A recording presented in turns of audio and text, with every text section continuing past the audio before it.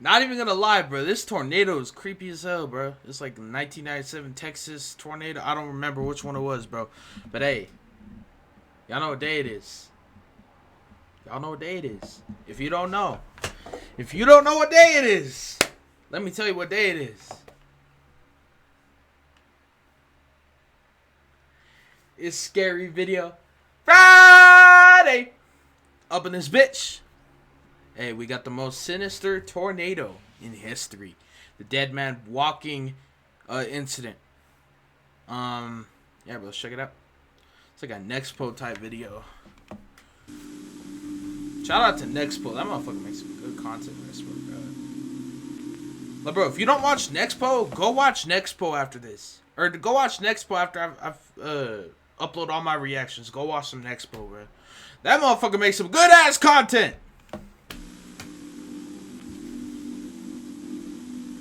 I ain't dick riding.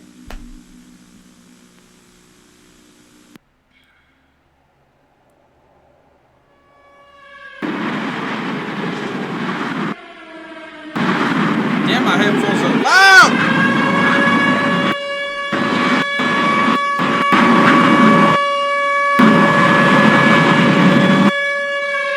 It's loud!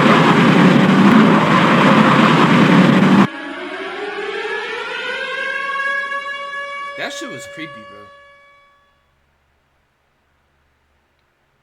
Oftentimes in our lives, we believe ourselves as humans to be untouchable. Hell no. We feel as if the world has been conquered and we've been crowned as its kings. Hell no. Let me tell you something, y'all. You think you're untouchable? You're definitely touchable. Anybody can die at any moment. You know what I'm saying? I could die right now, or I could have a heart attack or some shit. You know what I'm saying? You never know. You never know. Nobody's untouchable. So never think that. You know what I'm saying? All of that dissipates when... Especially if you live around the South, bro, and these tornadoes become wrecking through your house, bro.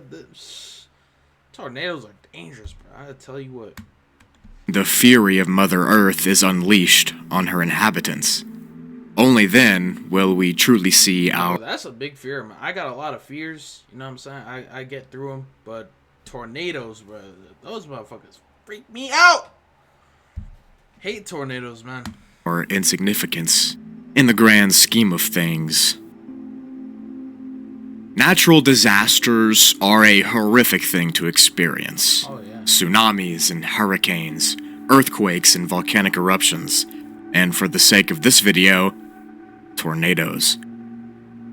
How powerful can you feel when the sky itself rains hellfire and brimstone down upon you?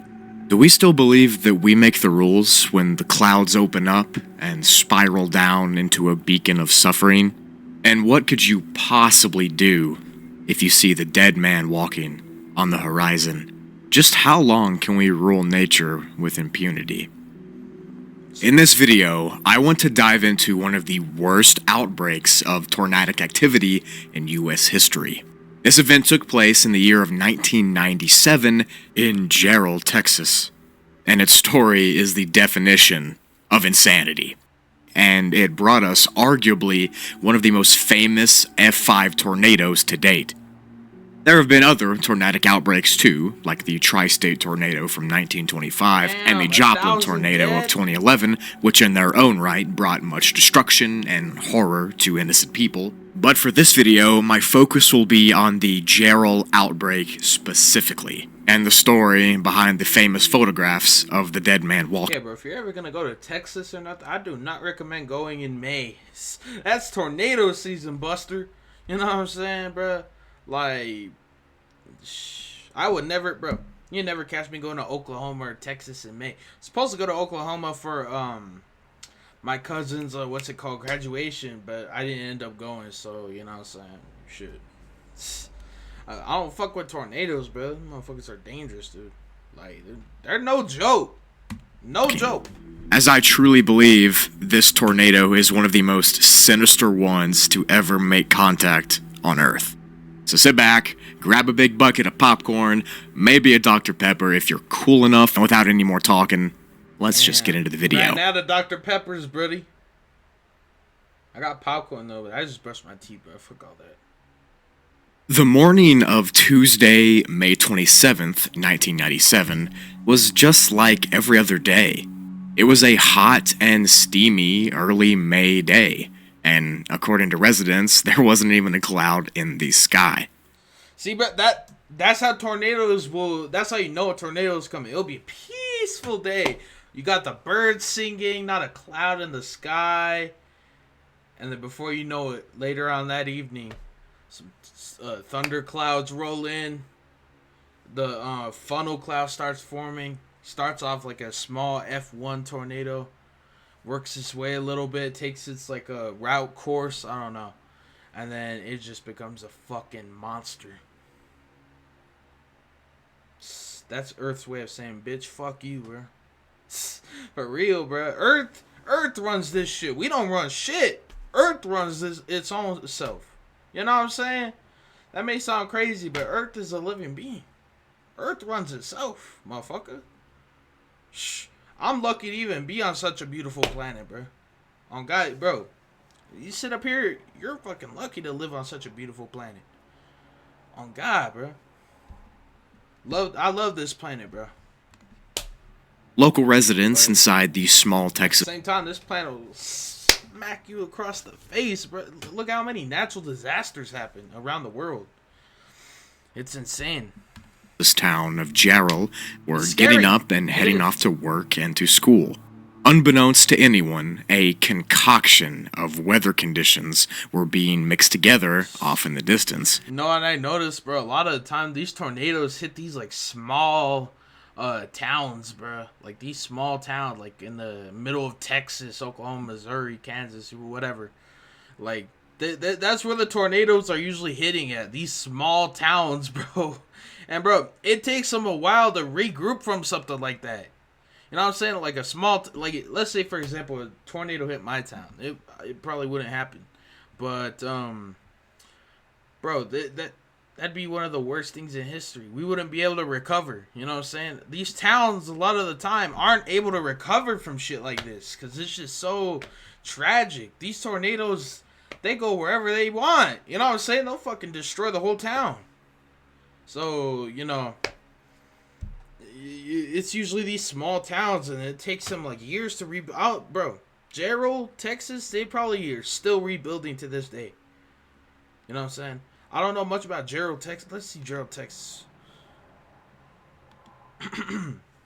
It's crazy, bro. Some of these towns never recover from shit like this.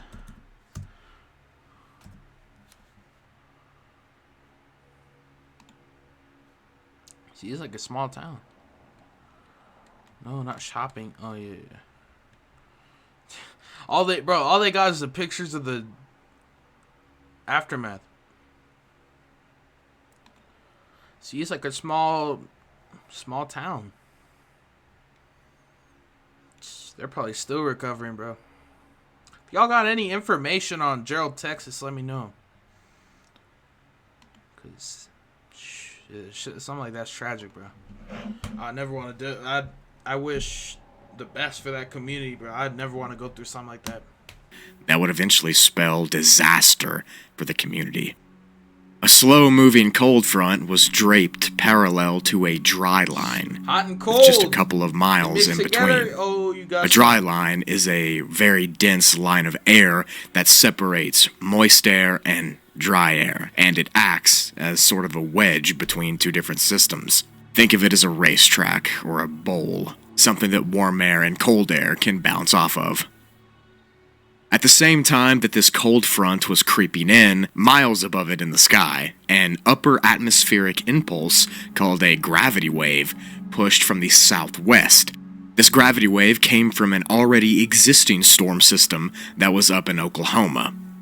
So first of all, you have a cold front from the northwest, a gravity wave from the southwest. Both of them are about to interact and crash into the dry line that splits from south to north. Ahead of these boundaries, in Jarrell, the air was extremely muggy, very, very muggy, and with all that pressure coming in, the atmospheric instability was literally at its highest possible outcome. Inching into the afternoon, the National Center for Atmospheric Research detected extremely strong updrafts at a CAPE value of over 7,500 joules per kilogram. Now, CAPE, or CAPE, is how much energy an air parcel has when it goes straight up in the atmosphere. The National Center for Atmospheric Research says that if there's even a rating over 4,000, that's considered extreme. And this storm was already making a reading of over 7,500. Woo! A storm was Shit. brewing, the likes of which hadn't been seen in decades. Meteorologists went to their instruments and readings to see what was That's happening. creepy like The wind that. was picking up, the moisture in the air was being used as fuel, the atmosphere was thick and palpable, it was on its way, and there wasn't a thing that could be done to stop it.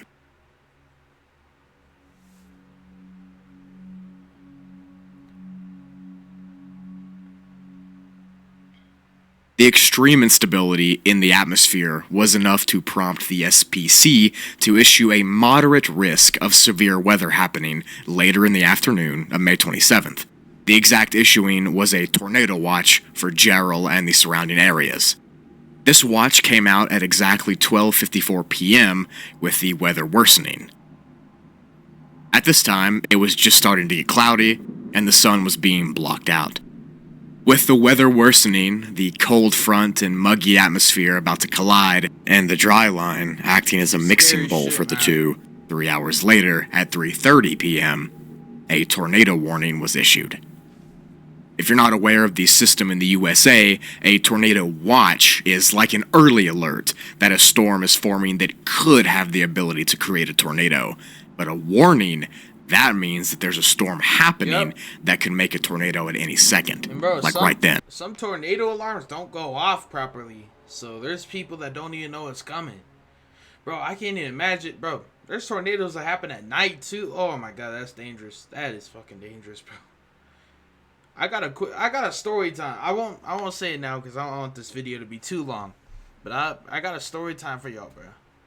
The thing is, I was asleep through the whole thing, so this is told by somebody else. It's about a tornado that we almost got caught in. You know what I'm saying? When we were going to my cousin's wedding over in Oklahoma. We were in the middle of Texas. Right in the middle, smack middle of Tornado Alley. It's where you're going through Amarillo, Texas. It's like in between Amarillo, Texas and Oklahoma City. I'll tell y'all that story on the Complex Marvin channel someday. But it was crazy, bro. Sadly, this warning for Jarrell and his residents wouldn't be enough to save them from what was about to happen. And the act of taking shelter would not save the lives of everybody. The local sirens had blared just 10 minutes before the tornado hit, giving absolutely no time for residents to seek shelter or to put a survival plan in place. Reality was setting in. Something was coming. At some time right before that warning came out, the famous Jarrell tornado was about to touch ground. Film crews and storm chasers alike were out on back roads, zooming in and covering the instance. At this point, the funnel was very thin, almost like a rope or a piece of spaghetti, giving many people hope that it would just dissipate in a few minutes. However, to their horror and dismay, just 10 minutes It sucks, bro. That's how they start, like this. Like, they just start off like a F0, F1 even. They look like they're gonna just dissipate and there won't even be a tornado. That's how they start, bro. It's crazy, man. It's crazy. Giving many people hope that it would just dissipate in a few minutes. However, to their horror and dismay, just 10 minutes later, it would grow and morph into something that would haunt witnesses and bystanders forever. Viewers looked on in horror as the system produced another funnel cloud and formed a multi-vortex tornado. That's creepy how it looks making like the it's beast someone walking. much, much larger than it was before, and forming a sight that would go on to live in infamy. Residents, pets, wild animals, and everything in between looked to the horizon as the dead man started to walk on the ground. The Titan passed less than 1 mile from the middle of downtown Jarrell at around 3:40 p.m. and headed directly towards its crazy, bro, because when I first seen this, I was like, I thought it was like an edited video or something, but that shit's real. It's fucking crazy. It looks like someone's walking, bro. It's so creepy. Target, a subdivision known as Double Creek Estates. This subdivision would see utter and total annihilation as the Dead Man Walking tornado would combine itself into a 3/4 mile wide spiral of hell. Shit. Of the 38 homes that were in the neighborhood, 2 remained. The rest, only concrete slabs could be found. There were almost no basements in this entire neighborhood, and thus no place of respite from the fury of God. A lot of these people don't have basements or nothing, or later on, the National Weather... A lot of these people don't have basements and they don't got the money to leave, you know what I'm saying? So they gotta just stick it out, bro. It's fucked up. Their service would investigate the area and note that, quote, one of the most striking signs in approaching this area was the distinct lack of debris of any size. Closer inspection showed lots of little debris, but no signs of large items. At least half a dozen cars were identified from the air lying in open areas, most of them flattened and encrusted with mud and grass. Later, a ground survey revealed that most of the debris that was left in the area was extremely small, indicating the power of the tornadic winds. The tornado essentially acted as a blender, a food processor if you will, and it ground up any matter in its path into small chunks, leaving virtually nothing behind. The F5 rated supercell tornado had wreaked havoc over Jarrell and the surrounding countryside. At its maximum size, it was 1.2 kilometers, or 3/4 mile wide, reaching wind speeds at gusts of 261 to 318 miles an hour, 2 times faster than that of a Category 5 hurricane wind. Albeit these winds were not... Bro, those are stronger winds than a Cat 5 hurricane? Damn. Sustained, they were gusts, but you can still imagine the force. And hauntingly and menacingly, Imagine hearing that wind, it moved slowly, at a deliberate pace of 5 to 10 miles per hour, almost as if it wanted to make sure that it fully destroyed everything that it touched. It moved so slow that some of the homes were swallowed for a whopping 3 entire minutes before it moved on to the next. Damn. Fields and pastures that the tornado passed through weren't saved from the destruction either. The ground was scored up to 18 inches deep along its path, tearing trees and grass and soil directly off the top layer. Vehicles were found in these fields. Yeah, so even if you're in a bunker, you're damn near not even safe from this motherfucking shit. That's wild. To half a mile away, flattened like a tin can. 10% of all the homes in Jarrell were obliterated, and 27 out of that specific neighborhood's 131 residents were dead. The Double Creeks 27? Estates neighborhood had 131 people living in 38 single-family homes, meaning that 90% of the homes were completely obliterated by this tornado. Oh, And 20% of everybody in the neighborhood lost their lives. And in some very sad and horrifying cases, even entire families were lost. All 5 members of the Ego family, all 4 members of the Moring family, and all 3 members of the Smith family were gone. The Dead Man Walking spared no one and showed no favorites. Investigators would find remains of humans at 30 different locations, and the remains were so mangled and misfigured that they had been difficult to distinguish human remains from the animal remains. A horrifying statistic that's often overlooked in the case of the Jarrell tornado is its mortality rate. The tornado either ended your life or you didn't get affected by it, because virtually no one was injured, but 27 people didn't make it out alive. There was no in between. The Dead Man Walking did not take prisoners. Only a few places in the neighborhood had access to a shelter, as most of them were built on solid slabs of concrete. fuck. But there was one house that had a storm cellar where 9 people managed to take refuge and survive. Oh, that's good. Another resident in her family got in her bathtub and ended up 400 feet from her house in the middle of the road in the bathtub. Alive. Alive? That's God, bro. Not even injured? but rattled. Little And rattle? the majority of the survivors in this neighborhood. Bro, think about that. She was like 400, what do you say, 400 feet from her house? In the bathtub? Oh my god, bro. That's God. She was bro, God was looking out for her that day, man. Oh my god, man. That's insane. Bro, imagine you're hiding in your bathtub from that tornado, right? Shit takes you 400 feet from your house. You're still alive. You're a bit rattled, but you're still alive. Wow. Were on the outskirts of That's the tornado's insane. radius. Those unfortunate enough to be in its path were never seen alive and whole again. The Double Creeks estate Yeah, and if you don't have a cellar, your best option is either like a closet or a bathroom. You know what I'm saying? There's like a family friend, right, that went through that 1999 Moore, Oklahoma tornado, and she was in the closet with her two daughters, right? And the tornado wiped out the whole house except that closet. They looked outside, the whole house was gone. The only thing left was the closet. Bro, you can't tell me that's not God, bro. Bro, it took the whole house, but it didn't take that fucking closet. That's insane. a few nearby businesses were flattened to the ground, It's crazy. amounting to about $20 million in crazy, damages. bro. But it wasn't just the people who were affected by this disaster. 300 cattle that were grazing in a nearby bruh. field. That must suck, man. There's a lot of people that have cattle out there, man, and just a tornado just to fucking wipe out all your. Oh my god, like wipe out your whole ranch.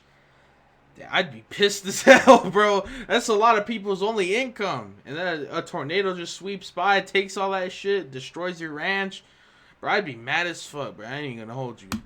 Were also killed, some being found over a quarter-mile outside of their fences. Damn. And hundreds of other cattle from different fields were dismembered and injured, and some were skinned alive of their pelts by the sheer force of the wind. The Gerald tornado Skinned was alive by not the the wind, only bro. That's one how that would strong touch it the was. ground that day.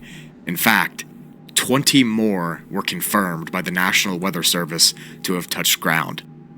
The dead man walking was followed by 6 F0 tornadoes, 6 F1 tornadoes, 3 F2 tornadoes, 3 F3 tornadoes, and an F4 tornado, And an meaning F4? that ungodly concoction of atmospheric pressure tornado.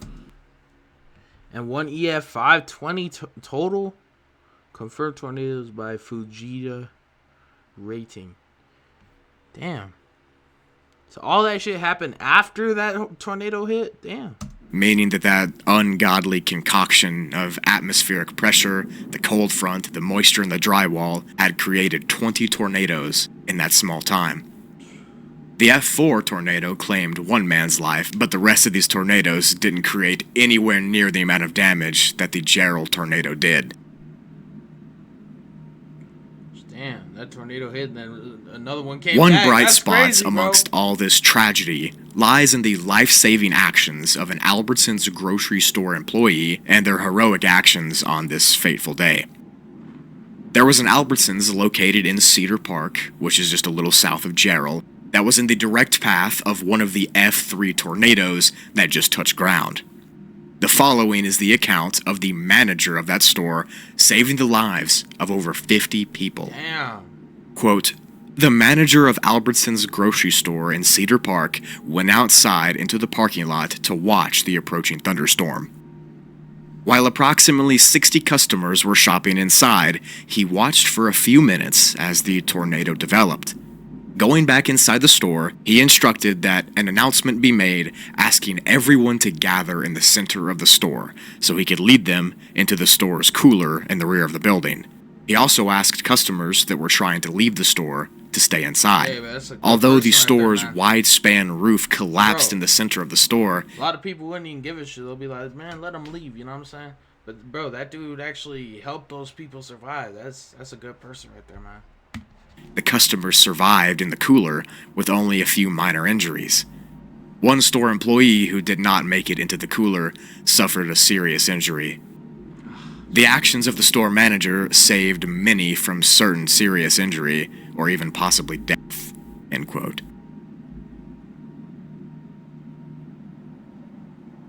Although these tornadoes in the Gerald outbreak are not the deadliest from a death rate perspective, Gerald will be mostly known for that dead man walking tornado, bro. From a property damage perspective, it still makes its mark on history. The strange environment in the atmospheric scenario that started the storm, as well as the sheer totality of it, will make its name live in infamy forever. Over 20 confirmed tornadoes happened that day, over a 7-hour period, causing untold amounts of pain, suffering, and damage.